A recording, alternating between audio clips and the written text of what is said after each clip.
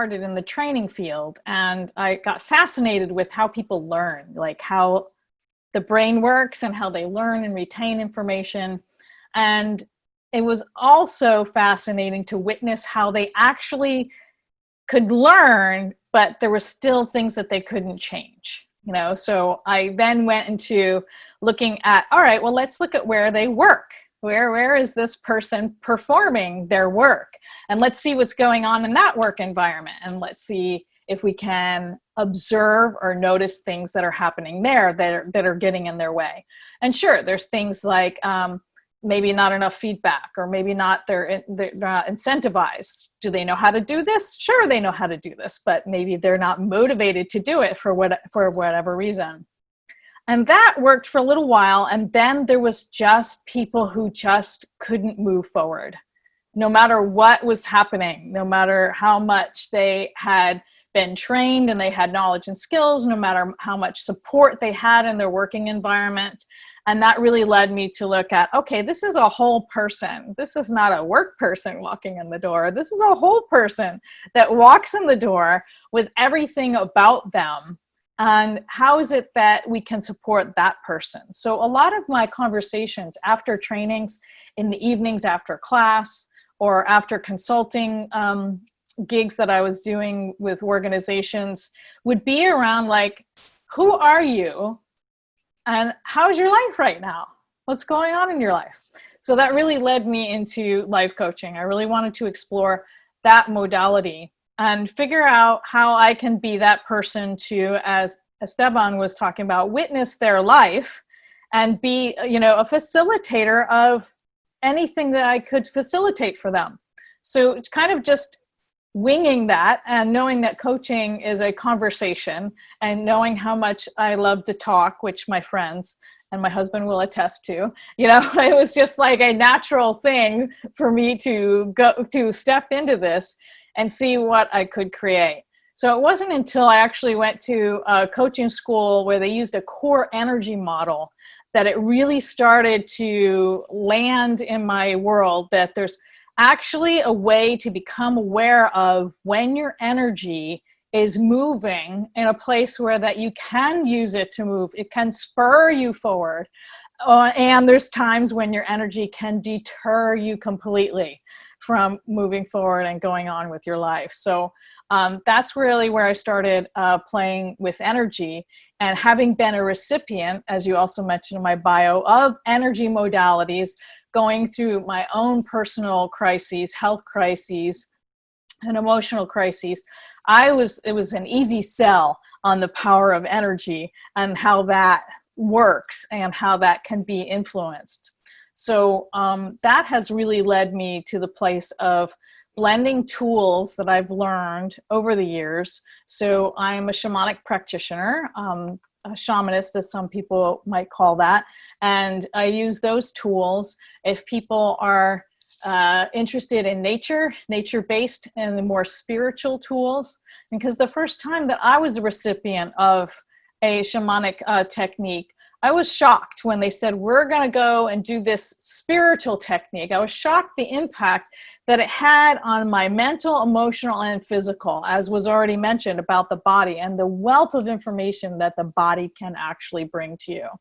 So I was like, wow, this is cool. So it's spiritual realm, but it's feeling it here, and things are changing for me. So those tools are really great if the person shows up and they have questions about, why is it that I'm dreaming this way? Why is it that I feel stuck this way? Why is it that I used to be able to meditate or pray and I can't feel like I have any access to a higher source? So that's a good place for me to start with them if they're so inclined. If they're more of like, I just want to talk about this for a little bit, then I use maybe the core energy model and say, here's the seven levels of energy and what's going on. And we have a little training about the different levels and where they might be. And so then that kind of satisfies from a mind perspective. Then we can go into other areas. And then for the body, I found the tools of Access Consciousness, which is a nice blend for me of both questions, because coaching, good coaching, is question-based. You ask questions, you elicit information and the response of your clients, because it's based on the premise that the clients are whole, competent, and capable, and that they already know. It just might be buried somewhere, it might be blocked for some reason. It's not that they don't know, and it's really getting them to the place that they do know, and that's where they feel the empowerment. So Access is a set of questions, and it also has a whole body of work that is used with the body. So it's a hands-on and hands-off energy work that works to get through and to those places where they're stuck. And a lot of times where they're stuck is where they have a point of view about something. So if you have any point of view that something is right or wrong, if it's right, then you can only see things that are right about that. And you can't, nothing else that might be willing to come in to help support you can come into your universe. If you're stuck looking this way and the stuff is over here saying, I'm here, I'm here, I'm here, I'm here, and you're still looking this way, it's beyond where you can see it or receive it. So the intention in my work is always to invite people to different possibilities, to invite them to the difference that they are, to embrace that they are really different and powerful, and that they know. So the one thing that when we work with Access, when they say, I don't know, I let them say it a couple times, and then I say, okay, you need to stop saying that, because you really do know. So yeah, and I don't actually say it like that. I say, well, if you did know, what would you know?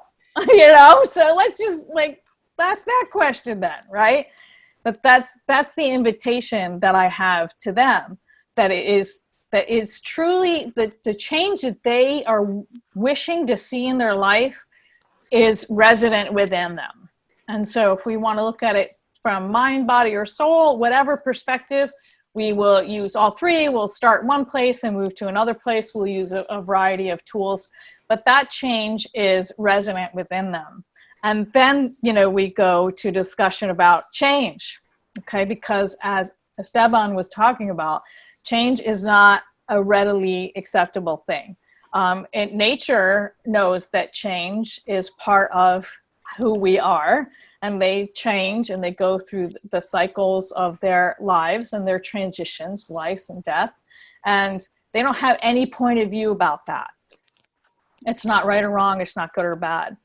So, but change for a lot of us humans is a hard and scary thing, as mentioned, because it hasn't been talked about as a natural part. It's not been accepted. The point of view is that, you know, that it's hard and that it's going to impact me, and I'd rather just be comfortable. So change doesn't mean that it's comfortable all the time, but that's another place where we work, is a lot of times like, okay, it's change. And so you say you want to change, and then we talk about what you want to do, and then they go off and they do some practices, and then they come back and report like, I didn't want that much change. So then we talk about, okay, how about 10%?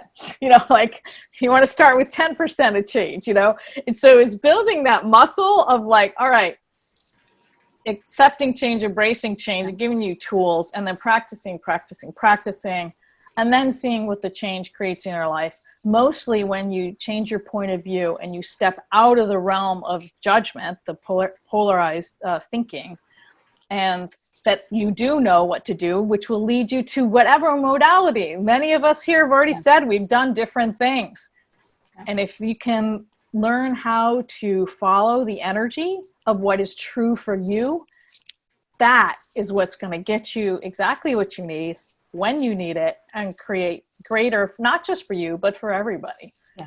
So that's, well, I think, you know, I'm glad that you brought up the resistance to change, because I think, you know, as I've been on this journey, it's really interesting. If if people stand back and they see change with the rear view mirror perspective, and they see, because I had to do this, because I got fired from a job, because I lost this relationship, because I lost this home, whatever it is, most of the time, if we're honest with ourselves, we can see all the beautiful blessings that came as a result of that. But in the moment, very often you shut down, you go into a fear-based mode.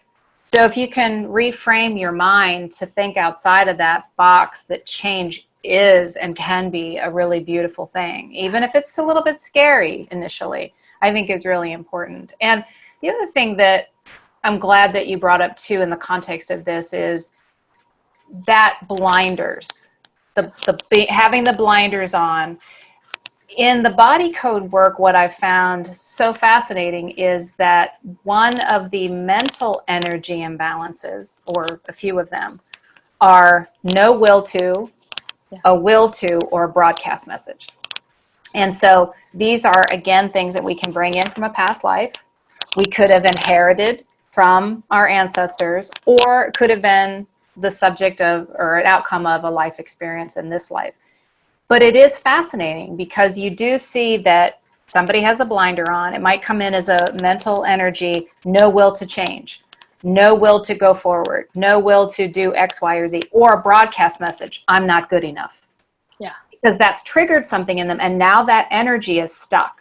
And by the way, for anybody watching, if you kind of want to have a visual, go to traditional Chinese medicine of the energy meridians and just see how energy flows through one's body. This is a well-known thing, and now Western medicine is starting to acknowledge traditional Chinese medicine and bring it in as a complementary modality as well, because they're starting to recognize that, or remember from thousands of years ago that we are energy bodies. So now imagine that energy imbalance is stuck in our bodies. That energy is not flowing.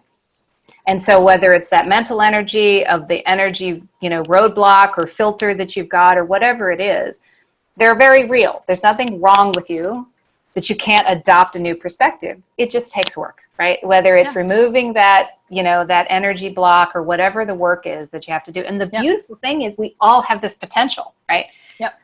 So doing this work is a really beautiful thing, and I'm sure with many outcomes. And so we'll talk about some of the outcomes of the work that you all do.